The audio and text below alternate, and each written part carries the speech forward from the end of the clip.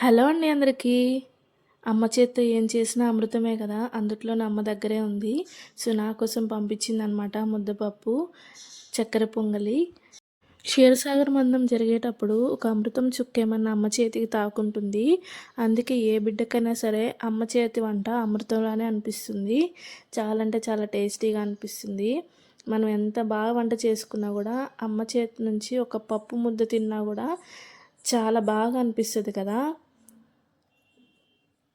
అందుట్లో పెళ్ళైన తర్వాత ఆడపిల్లలకి అమ్మ దగ్గరున్నా, లేకపోతే అమ్మగారింటి నుంచి ఏమొచ్చినా కూడా చాలా హ్యాపీగా ఫీల్ అవుతాం. మరి మీలో ఎంతమంది ఇలా ఫీల్ అవుతారు నాకులాగా? సో, నేనైతే వేడి వేడిగా ఎంజాయ్ చేస్తున్నాను. నేనైతే స్వీట్ ఐటమ్స్ అస్సలు తినను ఇంట్లో. మా వారు తింటారు కానీ నేను చాలా తక్కువ తింటా. కాకపోతే అమ్మ పంపించింది కాబట్టి చాలా ఇష్టంగా సర్వ్ చేసుకొని తింటున్నాను. టేస్ట్ కూడా చాలా బాగుంది.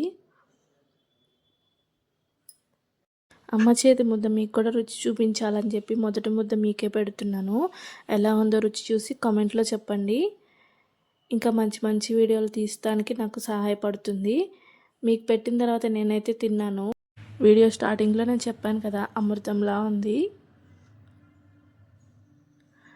మీకు ఎంతమందికి ఈ కాంబినేషన్ ఇష్టం? చాలామంది పప్పు వేస్తే ఇష్టపడరు. నేను పాల తలికల్లో కూడా ఈ విధంగా పప్పు వేసుకొని తినడానికి ఇష్టపడతా. నాకు తెలిసి ఆంధ్ర వాళ్ళకైతే ఇష్టం ఉంటుందేమో.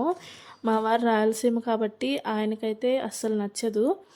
చక్కగా చక్కెర పొంగలి, దానిపైన పప్పు, అలా కొంచెం నెయ్యి తగిలిస్తే ఆహా అదిరిపోతుంది. వీడియో నచ్చితే లైక్ చేయండి, షేర్ చేయండి, సబ్స్క్రైబ్ చేసుకోండి. Thank you for watching. Bye bye.